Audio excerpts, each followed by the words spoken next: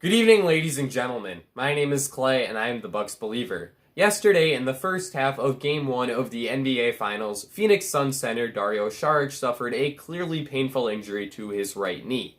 Upon the conclusion of the game, further investigation was put into the injury, and it was revealed that Saric had suffered a torn right ACL. This is a really unfortunate injury for Saric, who is playing in his first ever NBA Finals and will now be forced to miss the remainder of this series as well as likely all of next season.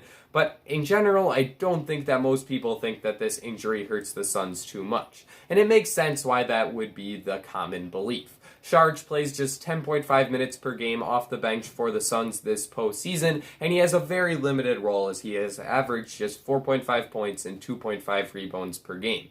He mostly just provides a floor spacing threat who's a little bit switchable on the defensive end of the floor, who's able to spot DeAndre Ayton a break every once in a while. With that being said, I actually do think that the Saric injury has a more significant impact on the outlook of this series than most people seem to believe. The biggest reason for this is the changes that it inflicts upon Monty Williams, the coach of the Suns' rotation. The biggest and most obvious replacement for Saric is Frank Kaminsky, and that is the man who Williams turned to in the first half of yesterday's Game 1. This postseason, Kaminsky has appeared in just 7 games and he's played just 6 minutes per game, but that's because he was stuck behind Saric on the depth chart. He was inserted into the lineup upon Saric's injury and he played 4 minutes in the second quarter, which is right along the lines of what you would expect from Saric had he been healthy. Unfortunately for Frank, he was not very effective in those 4 minutes as he didn't take a shot, grab a rebound, or even commit a foul. Instead, he was targeted in the pick and roll time and time again, and we saw Chris Middleton really get going and score 7 quick points in a stretch as he targeted Kaminsky possession after possession. The Bucks were also able to get an easy look for Brook Lopez in the paint as he was fighting against Frank, and Kaminsky did not seem like a very viable option for the Suns in their playoff rotation. He does have a very similar play style to Saric, so it would make sense for him to be the replacement there, but because he's simply just not as good as Dario and doesn't have the same level of skill, I don't think that he's a super good option for them in their rotation, and they likely will instead have to look toward playing a small ball lineup whenever Ayton is out of the game.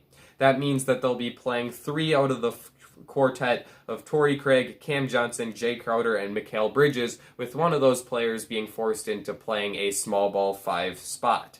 This was the lineup that Williams used in the second half instead of playing Kaminsky, but unfortunately for the Suns, it was not super effective. During the 4 minutes and 14 seconds of the fourth quarter, where there was a lineup of Cam Payne, Chris Paul, Jay Crowder, Cam Johnson, and Torrey Craig, the Bucks outscored the Suns by a score of 16-9. If the Suns do go to a look like this, it puts the Bucks in a really interesting situation. Yesterday in my video, I stated that my opinion was that the Bucks' best lineup in this series would be Jrue Holiday, Chris Middleton, Pat Connaughton, PJ Tucker, and Giannis Antetokounmpo, with the Bucks not playing a true center. However, I also stated that the Bucks are going to need Bobby Portis and Brook Lopez, their 2 true centers on the roster, to play some minutes because this team isn't deep enough to eliminate those players from the rotation completely. Against a lineup with this small ball unit, I think the Bucks could really look to buy some time with those players on the court, as they could really have an advantage on the offensive end of the court, as none of those guys are super well fit to defend the bigger players on the Bucks inside the arc. They also could use Giannis Antetokounmpo in a heavy ball handling role, as Ayton is clearly the best option for the Suns defending Giannis, and we could see Antetokounmpo really take advantage of the mismatches that lineup would force. So, with Saric, the biggest question here is how he will be replaced. To me, I don't think Kaminsky can play, so it's probably going to be with the small ball lineup, but overall, it's going to be really interesting to see what Coach Monty Williams' decision is, and it's definitely something that I will be keeping my eye on in tomorrow's game 2. Be sure to let me know in the comment section down below how you think Williams should replace Saric's minutes in the rotation. Also, be sure to leave a like and subscribe, especially if you are a fellow Bucks believer. This is the place for you. I think that I've covered everything that I wanted to cover, so that's going to be it for me. Ladies and gentlemen, I will see you all again very soon.